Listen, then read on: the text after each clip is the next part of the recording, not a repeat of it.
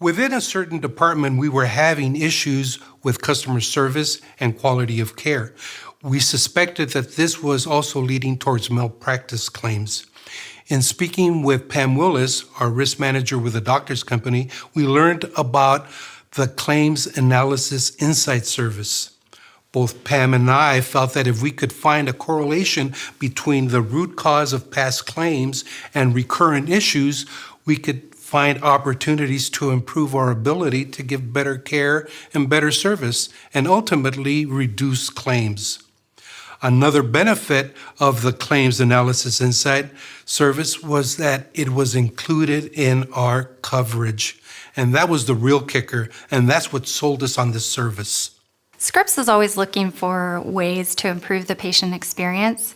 I really welcomed the opportunity to work with them to identify what was driving the malpractice claims that they did have.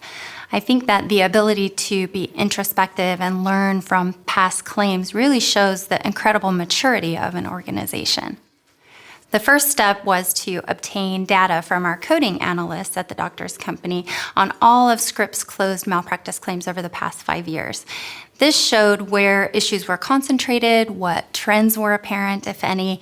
It showed what percentage of claims were caused by such things as a patient maybe not understanding their informed consent, or inadequate documentation of some care that was given, or an area where communication could be improved.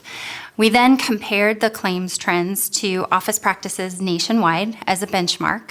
We presented the data to Tony and his medical legal staff and worked with them to develop recommendations on where to focus our risk management efforts. We also presented that data and recommendations to the leadership of Scripps Clinic, who, again, were very introspective and willing to learn from any past patient issues that they had experienced. We were able to identify 2 factors contributing to our claims in this one particular department: what patients perceived as a lack of proper informed consent, and also some areas of poor communication. We then looked closely at who was providing the informed consent, how informed consent was being presented, and how employees in this department were answering their phones and communicating information to patients. Pam prepared a follow-up report that we shared with the staff in an educational session, and that became our best practice. We now have a better informed consent process, better communication between support staff and physicians, and improved communication between the patient, the support staff, and the physician. At first, employees would say, "But this is the way we've always done it.